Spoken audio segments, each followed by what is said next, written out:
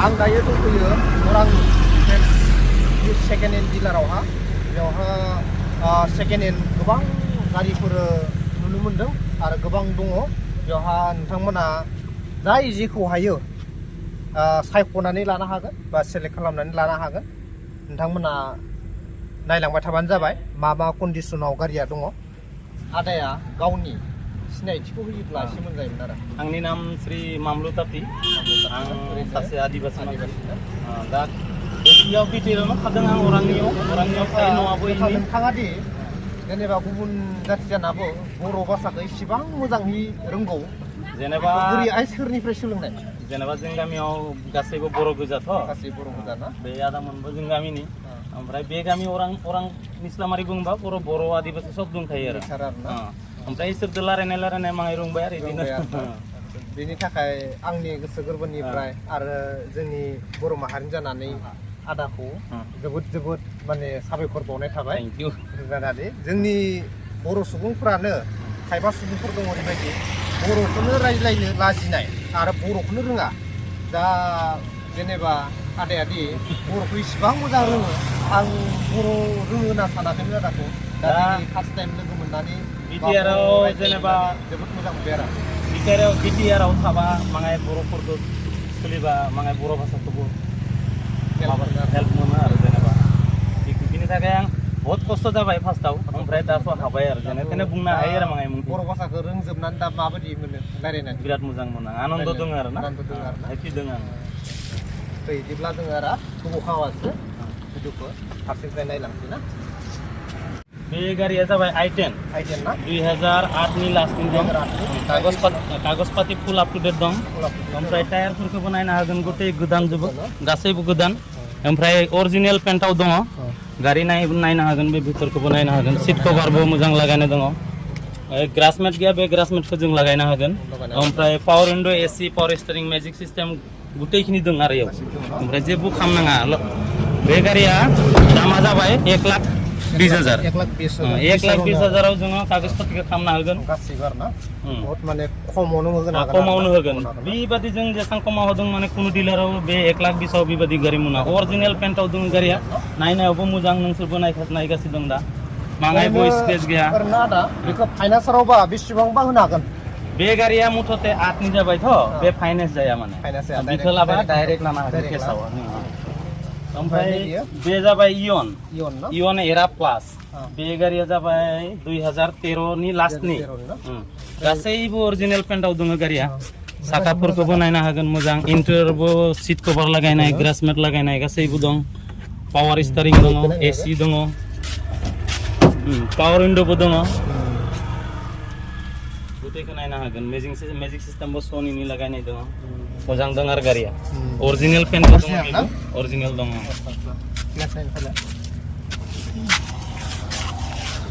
टायारफोराबो नाय मोजां दङ पुरा गोदान जोब टायारफोराबो गोदान बिखौ रेटआ लांनो हागोन 2,10,000 फाइनेल रिफाइनेन्सबो खालामनो हागोन 1 लाख थाखा दिपि होबाबो गेरेन्टि 1,10,000 लोन जागोन कागज पाति गुतैखौ जों खालामना होगोन बिखौ नोंसोर होनाङा फैसाखौ बिखौ रायजोफोर होनाङा बिखौ 2,10,000 गारगोन 1 लाख दिपि होबाबो मोनगोन आरो आरामसे बे जाबाय सुइफ्ट डिजायर VXI 2020 सननि गारिया फुल बडि अरिजिनेल दङ टायारफोराबो गोदान दङ पुरा गोदान दङ इन्टेरियरबो नायनो हागोन VXI मडेल बियो ओमफ्राय बेखौ बेसेबाङाव हरनो हागोन बिखौ 6 लाखआव लांनो हागोन 6 लाखआव लांनो हागोन लेदार सीट कभार दङ माने गोदानाव बेसेबां दाम बे गारि गोदानावथ' दा मथा-मथि लुनाव लाबा 11 लाखसो गोलैयो आरो ना 11 लाखनिखौ केसाव लाबाथ' 9 लाख 9.5 लाख गोलैखायो होमबा दा बेखौ 6 लाखआव होनो हागोन ना बिखौबो 6 लाखआव नोंसोरनि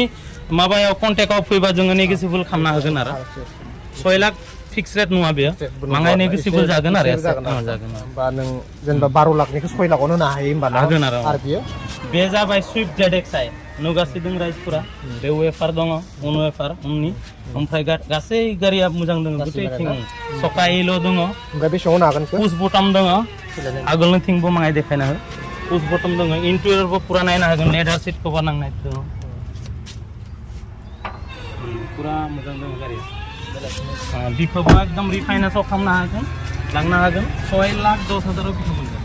6,10,000 बिखौ मोनगोन 6,10,000 बेखौ माने 6 लाख ट्रान्सफार जों खालामनो हागोन फाइनेन्स खालामबाबो जों खालामनो हागोन माने 6,10,000 होनो हागोन ना 30% डिपि होनानै गोदानाव बेसेबां दामनि नामा बेथ' दा गोदानाव लाबा 11 लाखनि बारा गोलैयो केसावनो 11 लाखनिखौ बिथाङा 6 लाखआवहा होनो हागोन जायफोर लांनो गोसो नोंथांमोना बेहाय फैनानै अरांनि फ्रेन्स डिलारावहा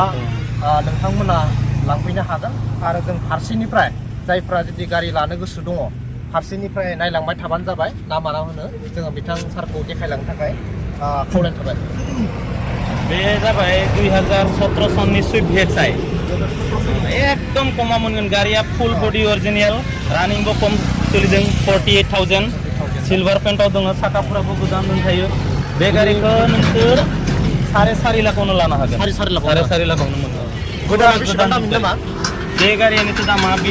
बे समाव 7.5 लाख नामा दंमोन 7.5 लाख केसाव फाइनान्सआव लाबाथ' 9 लाख गोलैयोमोन आरोना नै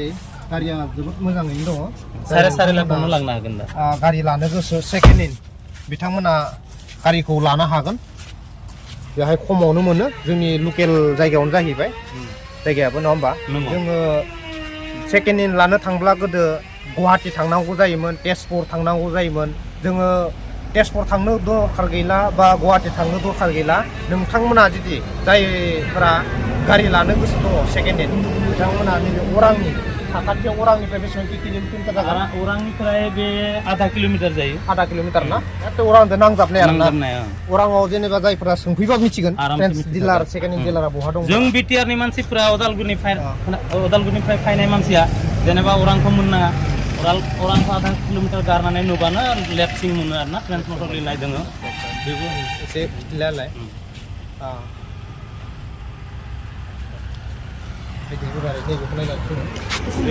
बे जाबाय एल्ट' 800 LXI गारिया जाबाय 2020 मडेलनि बिखौ फाइनेन्सआवबो लांनो हागोन आरामसे लांनो हागोन बे गारिखौ एकदम फाइनेल दाम 3,30,000 लागै 3,30,000 ओमफ्राय गोदानाव बेसेबां दाम मोनगोन नामा गोदाननि दाम बेथ' दा गोदान मडेल एल्ट' लाबा 5,20,25,000 गोलैयो 5,20,25,000 गोलैयो दा बेखौ 3,30,000 मोनगोन डाइरेक्ट रिफाइनेन्सबो खालामनो हागोन 1 लाख थाखा टिपि होबाबो मोनगोन दायो ओमफ्राय आदा बे मा कन्डिसनाव दङ बे टिप टप कन्डिसनाव दङ फुल साखाफोरबो गोदान दं बे सेलेरियो VXI इन्टिरियरबो नायनो हागोन इन्टिरियर नाय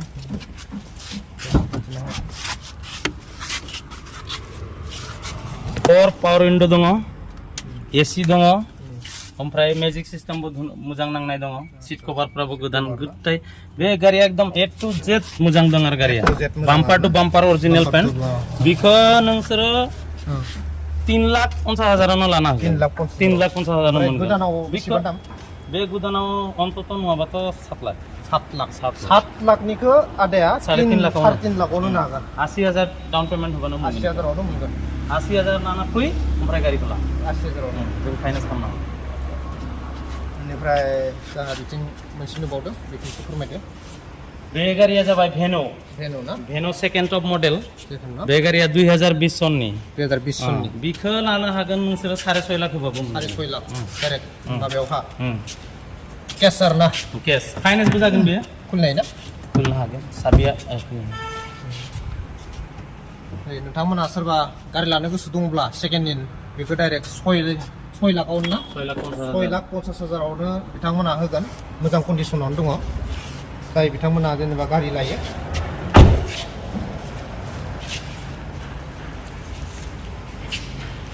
पावर विन्डो AC पावर स्टारिं गुटे गिटा दङ एयार बेग दङ सब दङ बेक सिसि क्यामेरा सब नांनाय दङ एकदम मोजां गारि खारनायाबो खम खारदों मोजां सालायनो हागोन दायो नैबेयो बे जाबाय वेगनार 1.2 ZXI मडेल दा डिलारनि रेट बिनिया दङ 7,60,000 2020 नि गारि साखा थाखा गोदान AC CC टप मडेल बियो बिखौ नोंसोर दा लाबा जोंखौ बारा होनाङा एकदम फाइनेल दाम नोंसोरनि कन्टेक्टआव फैबा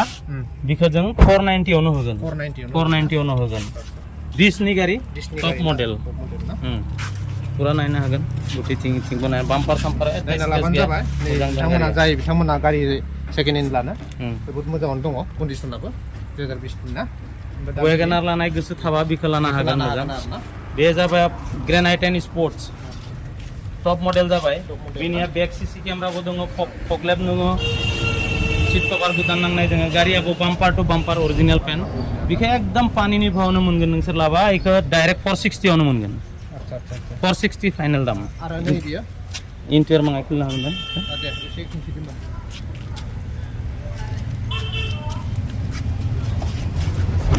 नायना लाबानो जाबाय सिंनि कन्डिशनखौ नाय बोरैहाय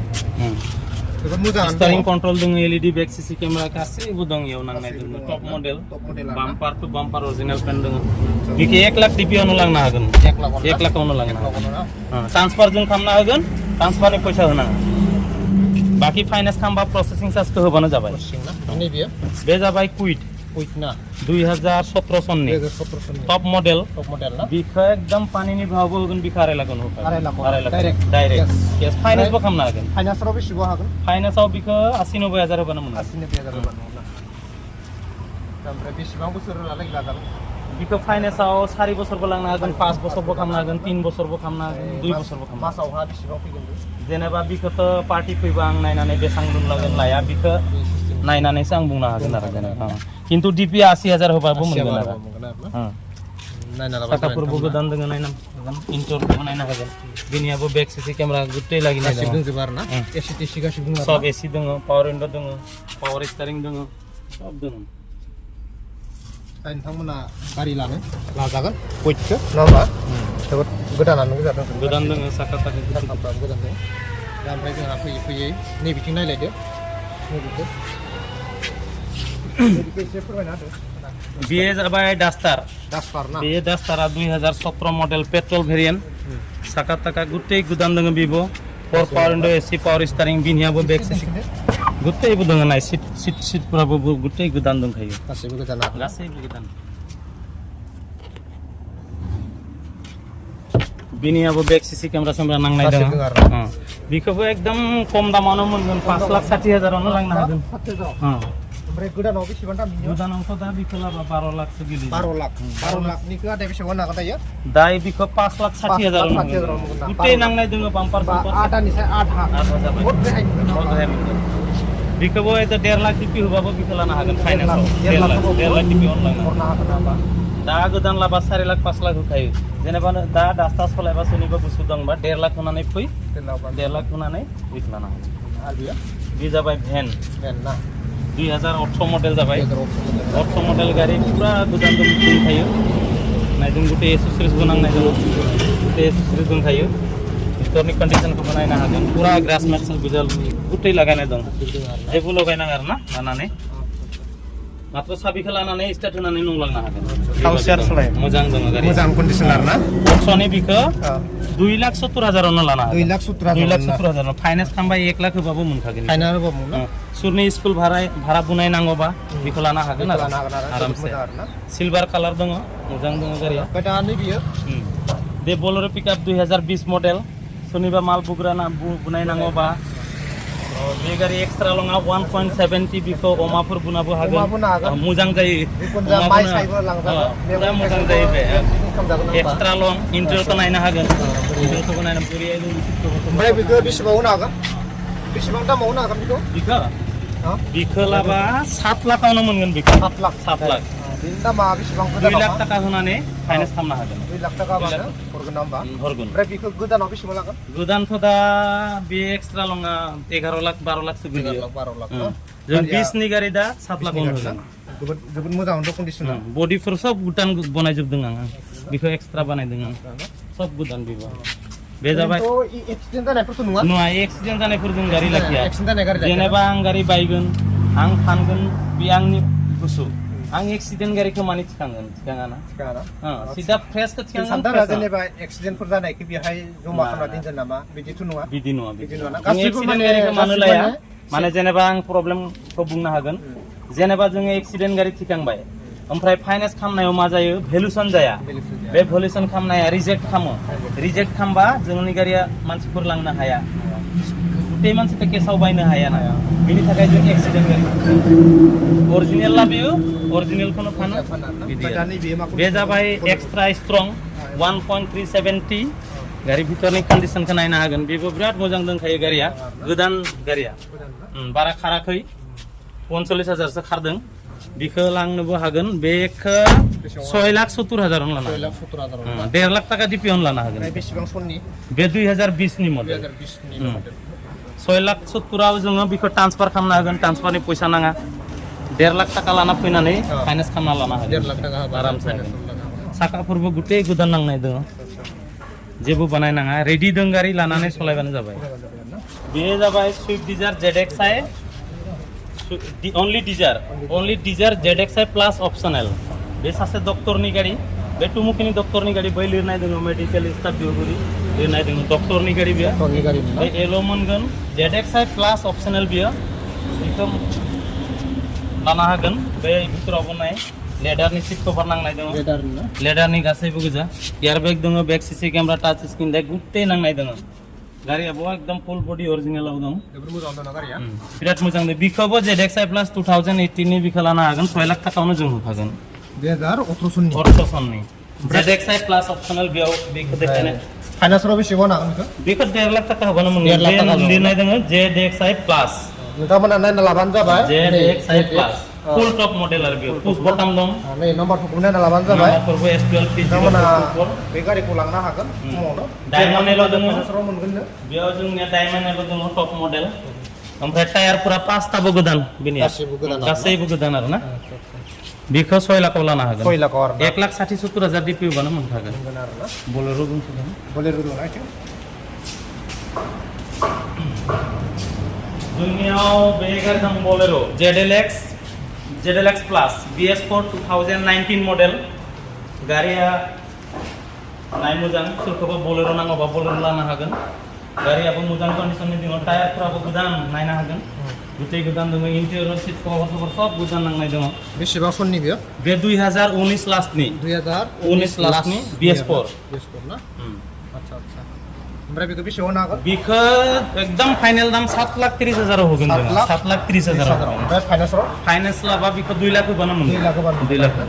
बे स्पेयार बनायनाय दं गुटे गोदान दङ गारिया गोदान आरोना हिथिंबो माङाय देखायना हो नायना हागोन गुटे गारिया एकदम मोजां कन्डिशनाव दं आरो ना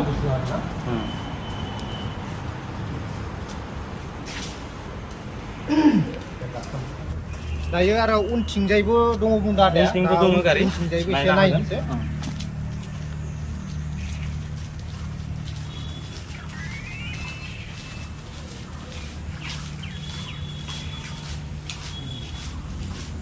उनथिंबो गोबां गारि दं माथो न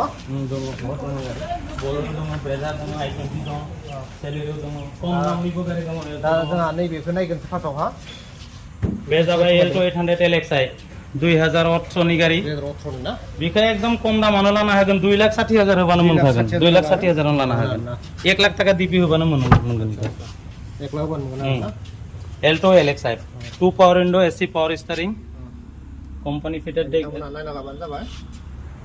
खमावनो हरनो हागोन खमावनो हरनो हागोन बेखौ 2,60,000 आवनो लानो 2,60,000 गुफुर कालार गारियाबो मोजां दं साखाफोराबो गोदान दं आरामसे लानो बे जाबाय पुरना मडेल Alto बियो मानसिफोरा बेखौ अरिजिनेल पेन्टआव दङ जोंनियाव 2009 सननि बेखौ 1,50,000 आवनो लांनो हागोन 1,50,000 लानो हागोन कालाराबो मोजां अरिजिनेल पेन्टनि दङ साखाफोरखौबो नायनो हागोन बिराद मोजां दं गारिया Alto LXi नामाय मानसिफोरा आगोलनि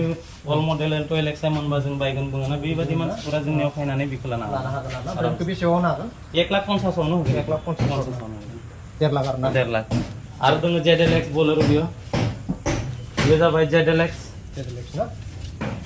2013 सननि 2013 सन बोलेरो ZLX गारिया गुड कन्डिशनाव दङ गुड कन्डिशन ना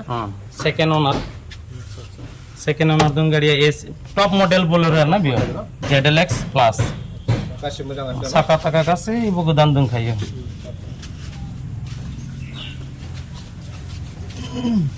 स्क्रेच गैया ओरिजिनल पेन्टावनो दं गारिया नायनांगोन नोंथांमोना गारियाबो लकेलनि गारिया लकेलनि माजबारनि बर' मानसिनि गारि मोजां गारि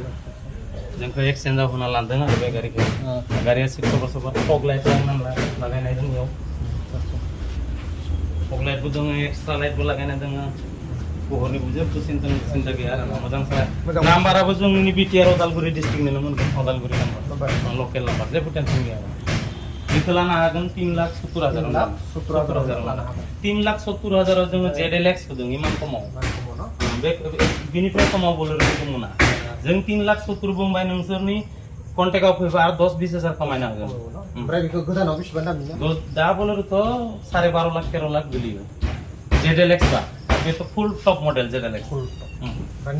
बे जाबाय सेलेरियो 2015 मडेल बेखौबो पानिनि भावनो मोनगोन बेखौ 2,80,000 होबानो लानो हागोन सेलेरियो 4 पाउन्ड एसि पावर स्टेरिं गुटे नांनाय दं साखा थाखाबो गोदान 2,80,000 मोनगोन 2,80,000 1 लाख थाखा होबा फाइनान्सआव लानो हागोन ओमफ्राय नैबेयो बे जाबाय सुइफ्ट VXI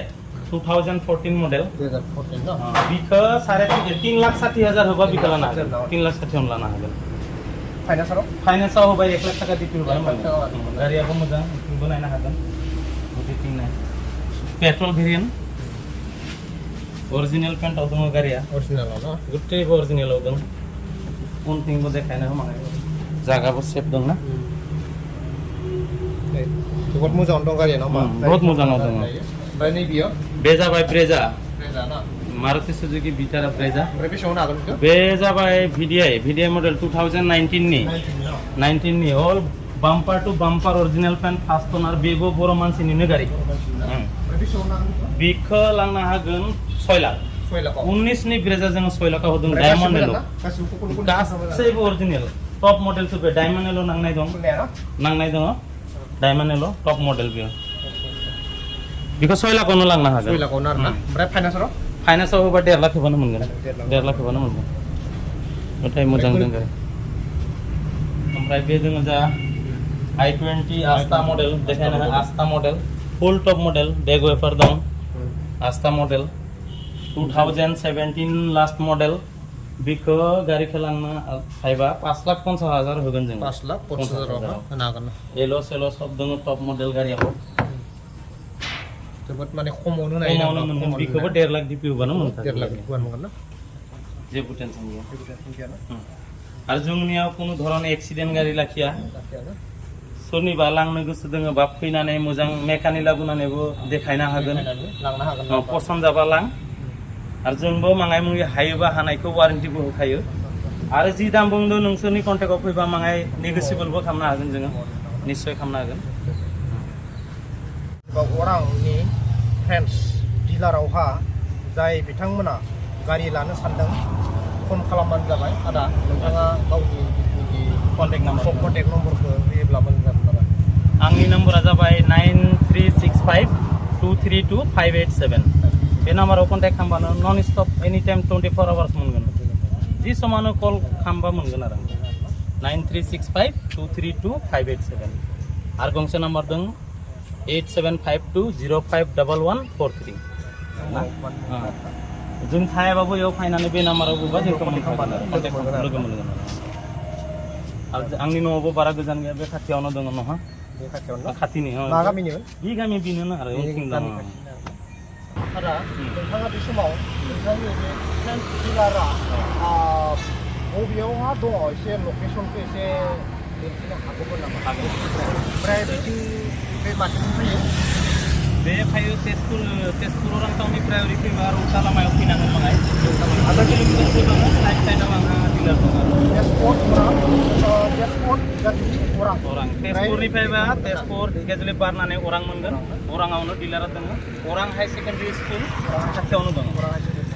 अरां हाई सेकेन्डारि बे नायदों बेनो अरां हाई सेकेन्डारि जाबाय बे खाथियावनो दङ आरो आरो इथिं अदालगुरिनिफ्राय फैबा मंगलदैनिफ्राय फैबा रौता जानानै धनस्रिघाट बारनानै गेलाबिल मोनो गेलाबिलखौ बारनानैनो जों डिलार मोनो आरो बेनिफ्राय गेलाबिल रौतानिफ्राय हमनाला डिलारा 9 किल'मिटार नोंथांमोना जायफोरा एसे लकेसनखौ नायनानै फैजागोन आदा बिथाङा गावनि लकेसन जिखिनि जायगाखौ फोरमायबाय दिनैनि गारि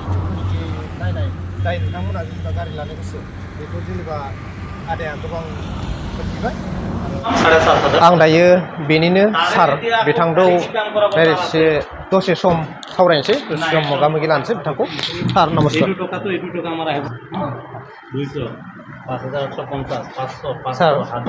আপুনি নিজৰ পৰিচয়টো দিব বুলি মই আশা কৰিছোঁ হয় হয় মোৰ নামটো নাজিম আলী মই আপোনালোকৰ ইয়াতে ইউজ কাৰ ডিলাৰটো খুলিছোঁ আপোনালোকৰ ইয়াত ওৰাঙত খোলাৰ উপৰিও মোৰ তেজপুৰত আৰু দুখন ডিলাৰ আছে তেজপুৰত বহুত ভাল ৰিজাল্ট পাইছোঁ তাৰ উপৰিও তাৰপৰা আশা কৰি মই আপোনালোকৰ ইয়াত নতুনকৈ ডিলাৰখন খুলিবলৈ আহিছোঁ হয় ইয়াত মই আজি 4.5 পৰা 5 মাহ হ'ল মোৰ যথেষ্ট ভাল ইয়াতে আপোনাৰ ৰেছপন্স পাইছোঁ হয় নতুন খুব ভাল লাগিছে ইয়াতে ওৰাঙত খুলি কেনে ৰেছপন্সো বহুত ভাল পাইছোঁ আপোনাৰ মানে কেইটা এনেকুৱা ছেকেণ্ড হেণ্ড ডিলাৰ আছে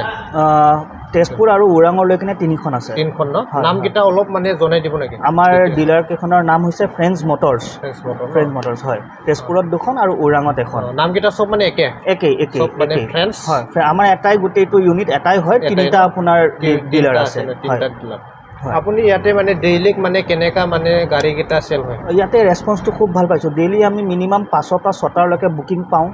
বুকিং পাই কেনে আমি কাষ্টমাৰক 3 দিন বা 4 দিনৰ সময় লৈ কেনে ডেলিভাৰী কৰোঁ কাৰণ কি সময় কাৰণে লওঁ গাড়ীকেইখন মানুহে ফাইনেন্সত লয় ফাইনেন্সত ল'বলৈ হ'লে গাড়ীকেইখনৰ ফাইনেন্সৰ কাম আমি 3 দিন 4 দিনত খুব ধুনীয়াকৈ কমপ্লিট কৰি কিনে ডেলিভাৰী দি দিওঁ बिथां सारनियावबो मोनसे इउटुब चेनेल दङ सार আপোনাৰ মানে চেনেল নামটো কি আছে অলপ আমাৰ এটা চেনেল আছে আমাৰ ইউজ কাৰ ডিলাৰ আসাম বুলি আছে ইউটিউবত চেনেলটোৰ নাম আৰু আপোনালোকক মই লিংকটো দি দিম যোনটো ক্লিক কৰিলে মোৰ চেনেলটোলৈকে গৈ পাব অনুৰোধ কৰিছোঁ যে আপোনালোকে মোৰ চেনেলটোক লাইক কৰিব শ্বেয়াৰ কৰিব লগত ছাবস্ক্ৰাইব কৰিব बिथांनि सारनि इउटुब चेनेलावबो